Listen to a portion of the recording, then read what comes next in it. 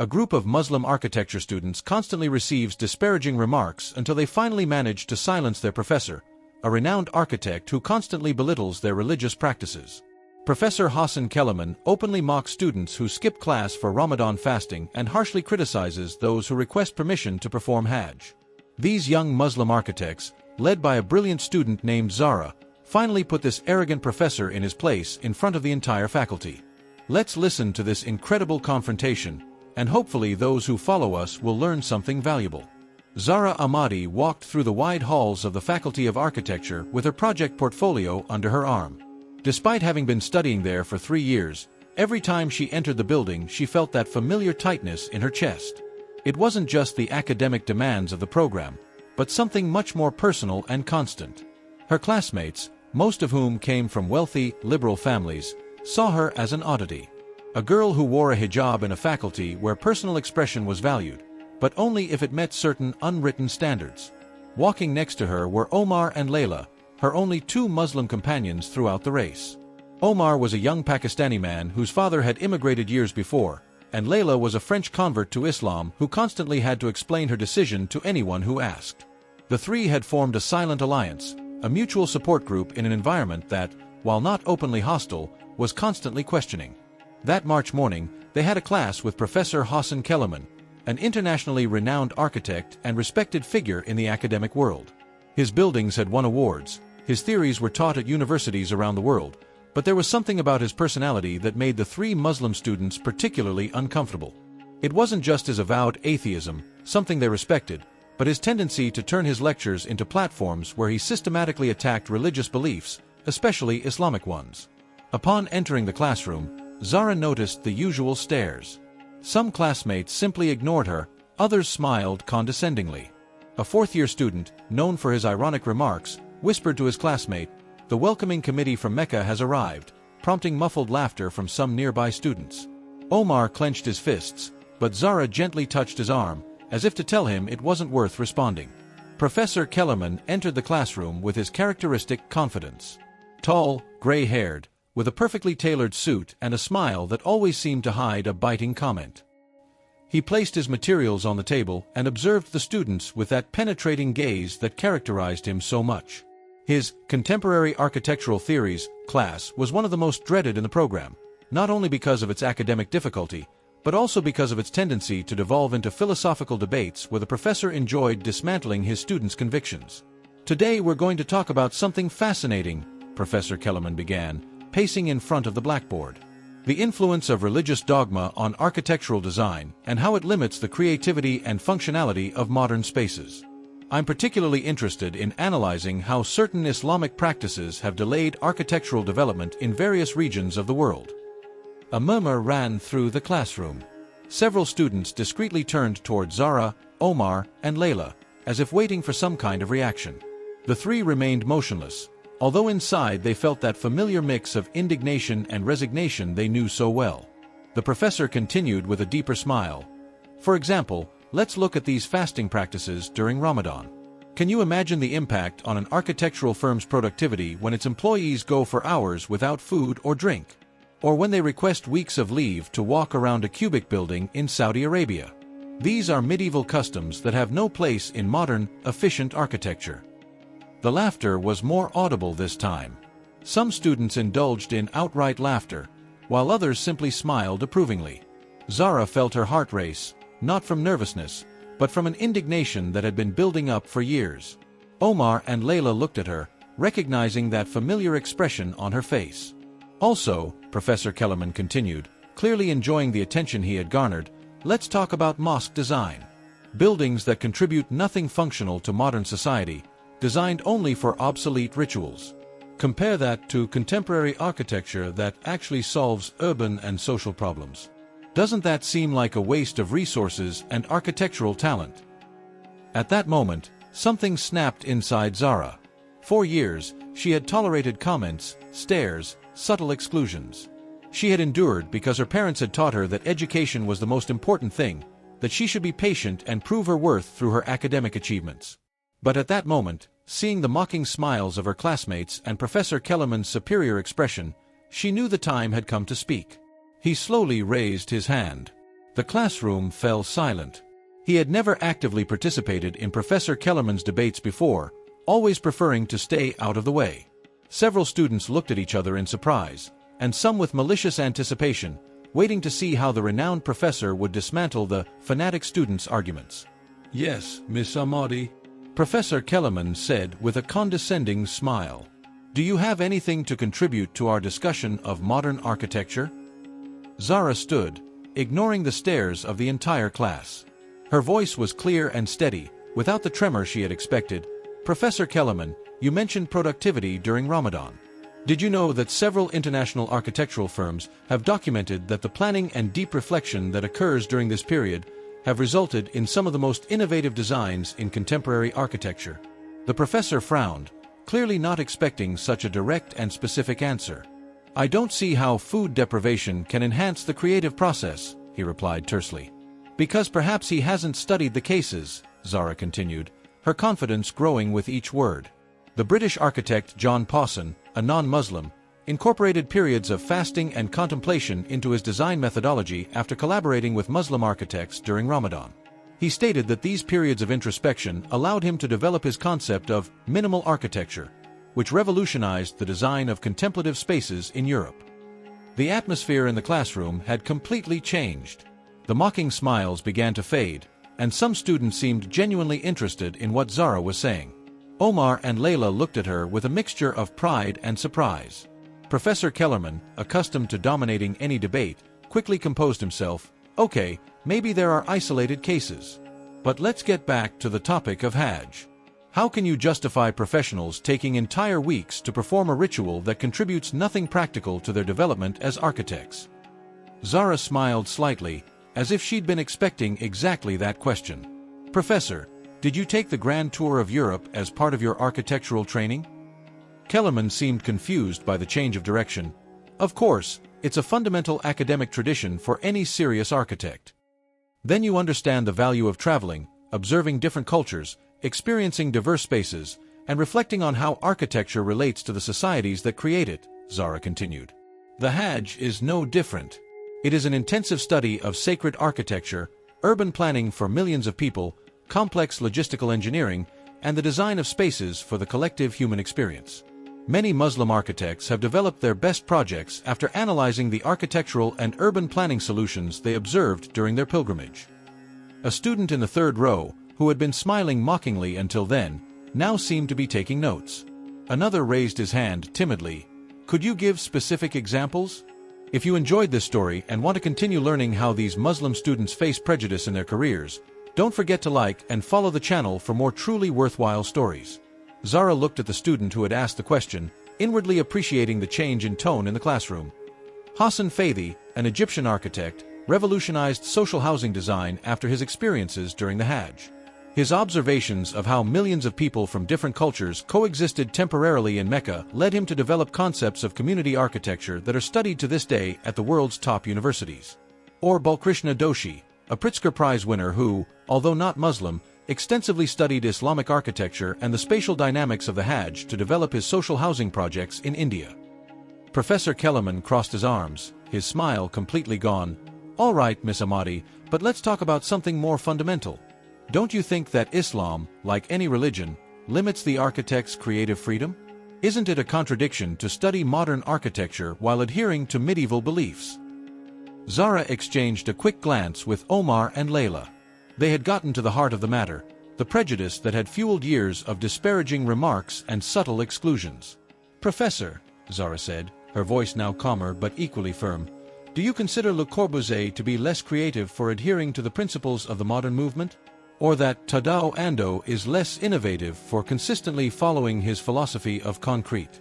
Principles don't limit creativity, they focus it.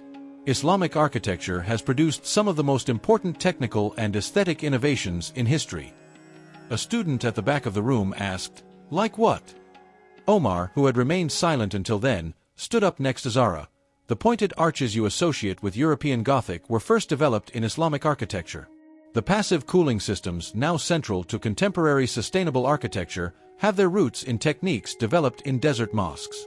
The geometrically complex domes you admire on modern buildings like the Louvre Abu Dhabi derive directly from techniques developed in medieval Islamic architecture. Layla also stood up, completing the trio. And speaking of geometry, the Islamic patterns the professor probably considers decorative are actually complex mathematical studies that inspired developments in fractal geometry, which is fundamental to the design of complex contemporary structures. The classroom was completely silent. The students who had begun the class with mocking smiles were now listening attentively. Some had begun taking notes seriously. The power dynamic in the classroom had completely shifted. Professor Kellerman rubbed his beard, clearly uncomfortable for the first time in a long time. Well, maybe there are technical aspects to be salvaged, but what about contemporary relevance? How can these traditions contribute to current architectural challenges like climate change, mass urbanization, social housing? Zara smiled, recognizing that this was exactly the opening she needed. Professor, have you heard about Debito Francis Carré, winner of the 2022 Pritzker Prize? Kellerman nodded cautiously. Of course, the architect from Burkina Faso. An architect who developed climate-responsible building techniques by studying traditional mud mosques. His schools in Africa, which have received global recognition for their innovation in sustainability, are based on traditional Islamic architectural principles adapted with contemporary technology, Zara explained. Omar continued, or Anna Heringer, another internationally award-winning architect, who revolutionized sustainable construction by adapting mud building techniques originally developed in Islamic architecture. Her work demonstrates how religious architectural traditions can be the basis for the most innovative solutions to contemporary problems. A student raised his hand, but how come we haven't heard about these connections before in our classes? Layla calmly responded, because it's easier to dismiss a tradition than to study it seriously. Islamic architecture isn't taught as it should be because it requires an understanding not only of construction techniques, but also of philosophy, mathematics, astronomy, and yes, spirituality. It's more complex than simplifying it as buildings for obsolete rituals. Professor Kellerman remained silent for several seconds. The entire class looked at him, waiting for his response. For the first time in years, he didn't have an immediate rebuttal. His students' arguments were not only sound, but also backed by concrete examples and international recognition that he himself couldn't deny.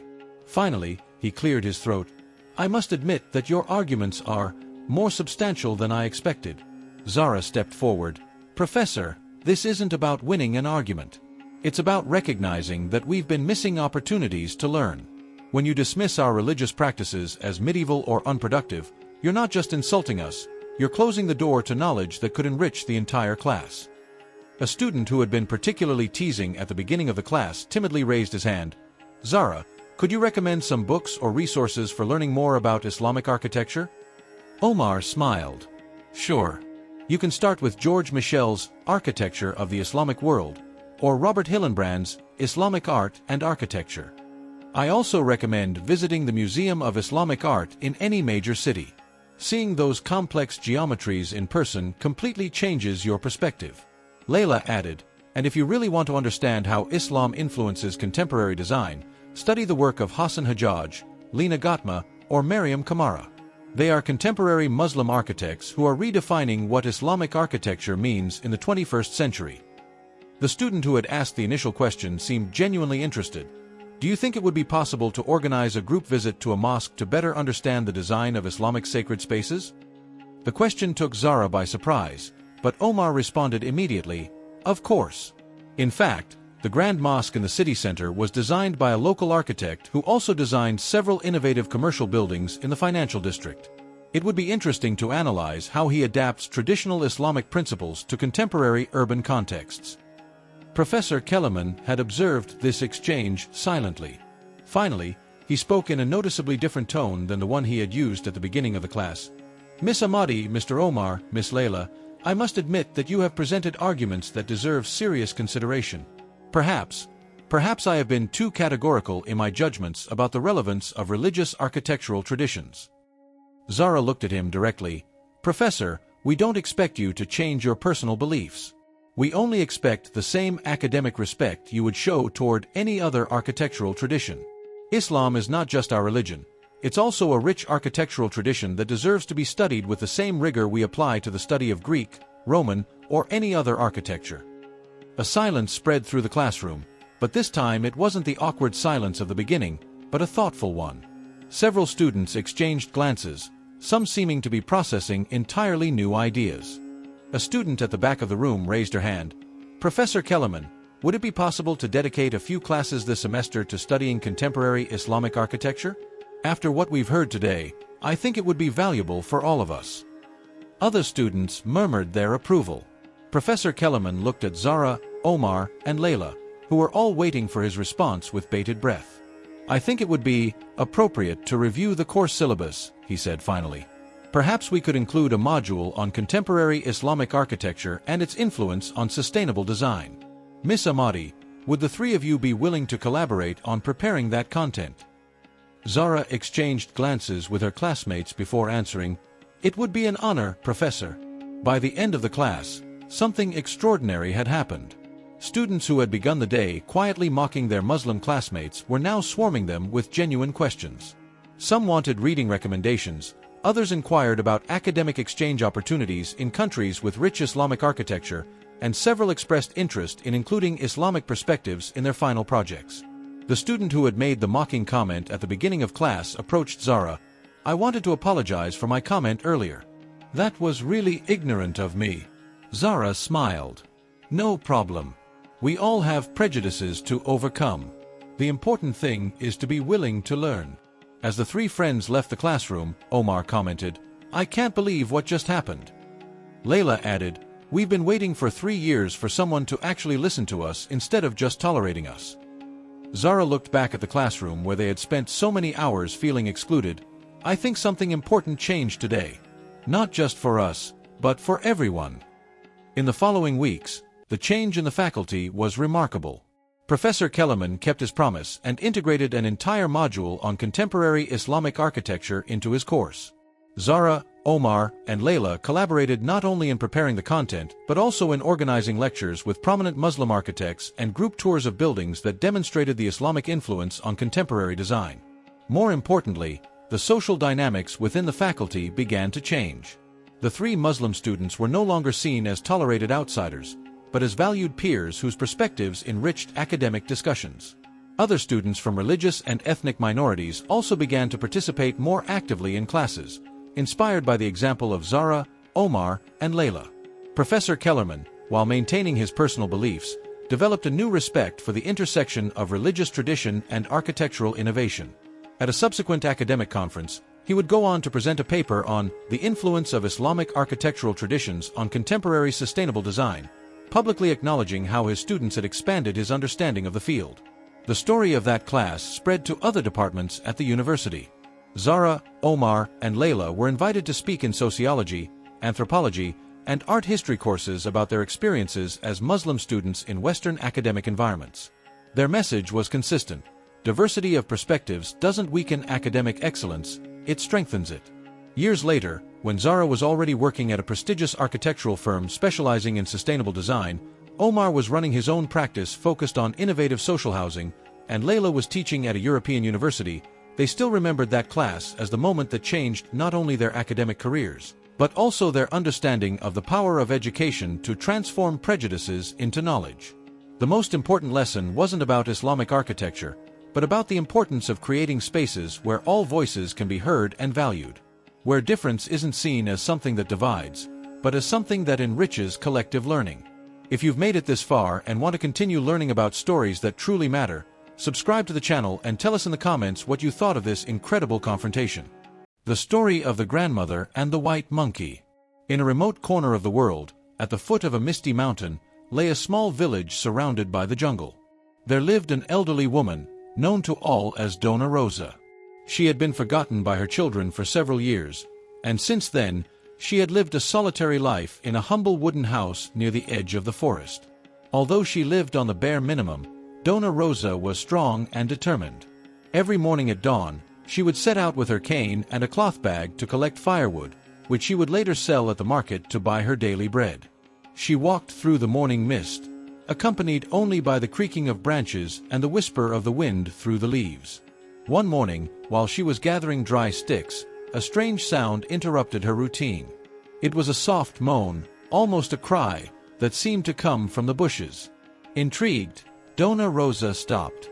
She strained her ears and listened again, a high-pitched moan, as if someone were suffering. Without hesitation, she went into the bushes, pushing aside branches with her cane, until she saw it. There, in a forest clearing, trembling on the damp earth, lay a small white creature. It was a baby monkey, hurt and scared. Its fragile body trembled from the cold and fear. It covered its face with its tiny hands, trying to protect itself from the world. Dona Rosa's heart sank at the sight of it so defenseless. With slow movements and a soft voice, she crouched down in front of the little animal. At first, the monkey let out a weak growl, trying to push her away. But she, with a sweet smile, whispered, "Calm down, I'm not going to hurt you. You're safe now." The little boy slowly stopped crying. His eyes met the old woman's, and in that instant he seemed to understand that she wasn't a threat. Dona Rosa gently picked him up, holding him close to her chest. The little animal, still trembling, clung to her arm, seeking warmth. On the way back, she spoke to him affectionately, as if he were a child. When they arrived home, she improvised a warm corner for him to rest. She named him Lucas, hoping it would bring him strength and luck. From that day on, he became her new companion. Dona Rosa cared for Lucas with immense love, as if he were her own flesh and blood. She fed him, protected him, and took him with her everywhere. The monkey, who was shy and quiet at first, soon began to show signs of joy. Sometimes he climbed onto her shoulder, other times he played in the yard, or swung between the nearby branches. The silence of the house was replaced by Lucas's laughter, mischief, and tenderness. The presence of that little white creature changed Dona Rosa's life. They both found companionship in the midst of loneliness, and a bond grew between them that seemed unbreakable. Lucas's loyalty. Dona Rosa's life, once marked by loneliness, began to transform with the arrival of Lucas, the little white monkey who became her shadow and her joy. As the days passed, their bond grew stronger. Lucas happily followed her into the forest every morning, curious about everything she did and willing to help her with every task. No one in the village would have imagined that the chance encounter between an old woman and a wounded animal would develop into such a deep friendship. For Dona Rosa, Lucas was much more than a companion. He was a gift from nature that gave her back her zest for life. Time passed, and Lucas stopped being the fragile baby who trembled with fear. He grew into a monkey of imposing size, almost as tall as an adult, with amazing strength and a kind heart. His appearance might seem intimidating to some, but to Dona Rosa, he was always her child, her protector. Every day, Lucas carried the heaviest logs, helped tie the bundles of firewood, and even fetched water from the river in a small bucket he handled with care. The most surprising thing wasn't his strength, but his intelligence. He understood every instruction Dona Rosa gave him, as if he could read her mind. But what amazed the old woman most was something she had never thought possible. Lucas began to understand human words, and eventually even speak. He imitated her voice tenderly, uttering simple phrases. One day, looking at her with his shining eyes, he said softly, "Thank you, Grandma." Dona Rosa felt her eyes moisten. She stroked his head affectionately and replied, "You are the best thing that ever happened to me, son." The cabin was filled with life, laughter, and warmth. But not everyone saw Lucas the same way. Rumors began to spread through the town. Some said Dona Rosa lived with a supernatural animal. Others claimed Lucas was a spirit in disguise or a bad omen. Fear grew, and with it, distrust. The neighbors were worried. How could a monkey talk like a person? What kind of creature was that? Until one day, Dona Rosa fell seriously ill. Lucas, desperate to see that his beloved grandmother hadn't woken up, ran to the village looking for help. But the neighbors, overcome by fear and ignorance, caught him, thinking he was a threat. They tied him up, ignoring his moans of anguish, while he tried to show them with gestures what was happening. It was then that a kind-hearted neighbor, Dona Carmen, looked into Lucas's eyes and sensed something different. She saw no evil or danger, only sadness and despair. Soon, others began to notice the same. There was love in his eyes, urgency in his actions. They realized he wasn't a monster, but a loyal being who only wanted to save the one who cared for him. "She's trying to take us with her," said one of the neighbors. "She's not an evil spirit. She's just a worried son." Moved, they loosened Lucas's bonds and began to follow him. The large ape, still agitated, led them swiftly along the forest path, without stopping for a second. Behind him, a group of villagers who were beginning to understand the meaning of true loyalty. Lucas's farewell. The doubts and fears the neighbors felt toward Lucas gradually faded as they saw the loyalty and love with which he guided them. But when they arrived at Dona Rosa's cabin, the silence they encountered was deeper than any fear. Grandma had died. Lucas ran to her lifeless body, knelt beside her, and tenderly took her hand. His eyes, once full of life, now reflected an indescribable pain. He didn't make a sound, he just looked at her, as if trying to memorize her face for the last time. He caressed her cheek with an almost human tenderness, saying a silent goodbye. The neighbors, witnesses of that heartbreaking scene, couldn't contain their emotions. Tears welled up on many faces. It was then that they understood that what united Lucas and Dona Rosa was something sacred, something that transcended any boundaries between species, a pure, real love. From that day on, Lucas changed. Without his companion, his guide, his adoptive mother, he sank into sadness. He would spend hours, days at a time, sitting by Dona Rosa's grave, as if waiting for her to embrace him once more. He remembered her soft voice, her caresses, the warmth of that now empty home. Sometimes she would let out a soft moan, almost like a broken whisper, the lament of a soul left alone. Eventually, Lucas returned to the forest. However, his enormous figure and silent presence began to reawaken the village's old fears. The monkey ghost was said to haunt the night. Some children claimed to have seen him wandering through the village in search of food. Mothers began locking up their children, and men set up night guards with sticks, knives, and torches. Fear grew, and with fear, violence. One night, as Lucas wandered the village, starving, he was surrounded by a group of men. They pointed spears at him and shouted as if they were facing a beast. Lucas didn't attack. He didn't let out a single roar. He just stared at them, confused, fearful, with his large, sad eyes. But its imposing size, and its silence, only reinforced the villagers' terror. In seconds, they managed to trap him with a thick rope.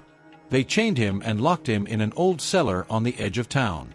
Lucas tried to free himself, not to escape, but to return to the place where he had once been happy. But the bonds were too strong. He could only stay still, looking through the bars at those who had once seen him play, help, laugh. He didn't understand why they treated him like that. And yet, I didn't hate. I just looked at them sadly, hoping someone would remember what once was. One of the village elders, Dona Purification, approached him one day, her heart heavy. She carefully observed Lucas's gaze, his expression. In those eyes, she saw no anger, no malice, no threat. "Are you looking for Dona Rosa?" he asked in a trembling voice. Lucas nodded slowly, and in a barely audible whisper, he replied, "Grandma isn't here. I miss her." There was total silence. The neighbors who were present lowered their gaze. Their prejudices began to crumble. That being, whom they had called a monster, was just a loyal son who missed the man who raised him.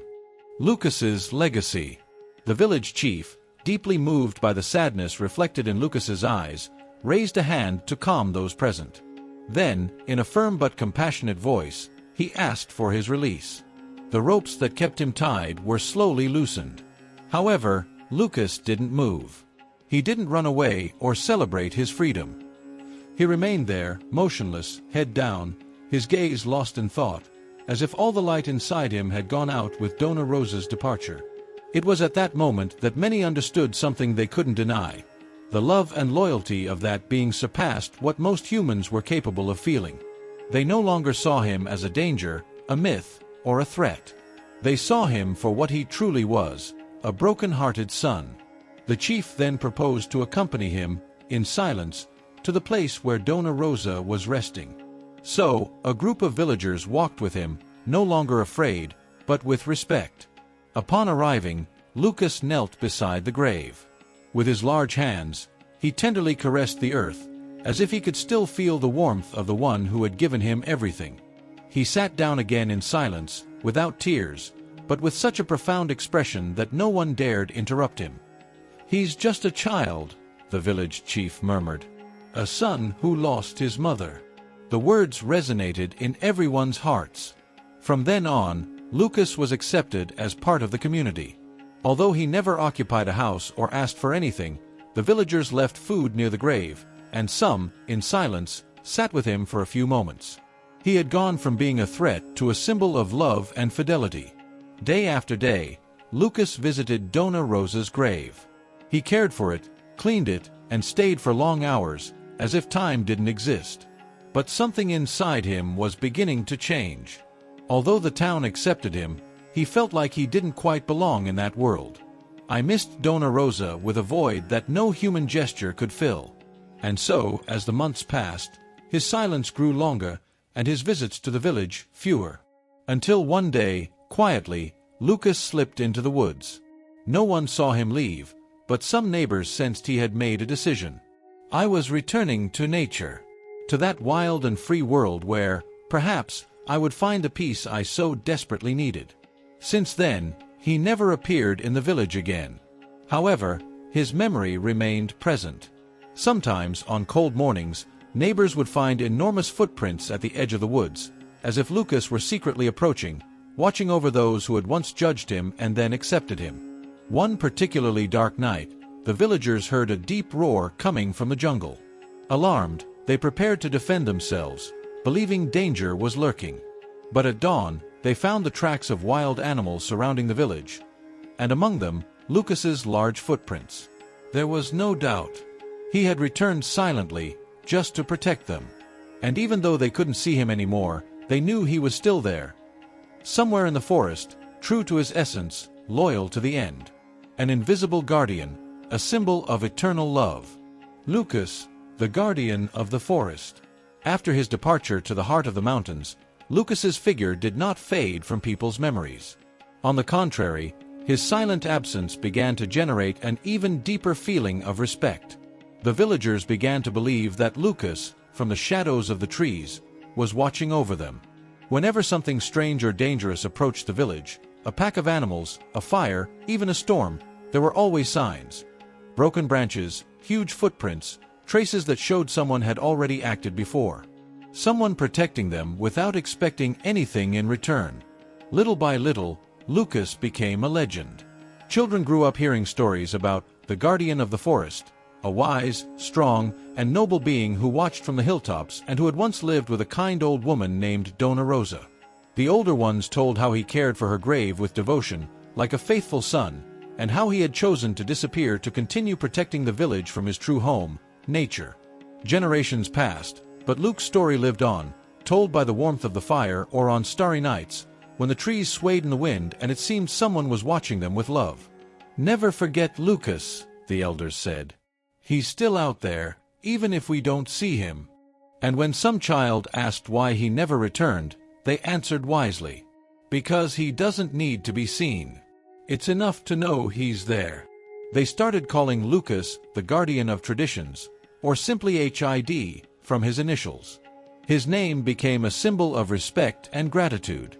Some still claim to have seen his silhouette among the trees, and occasionally, large footprints are found by the river or near the fields.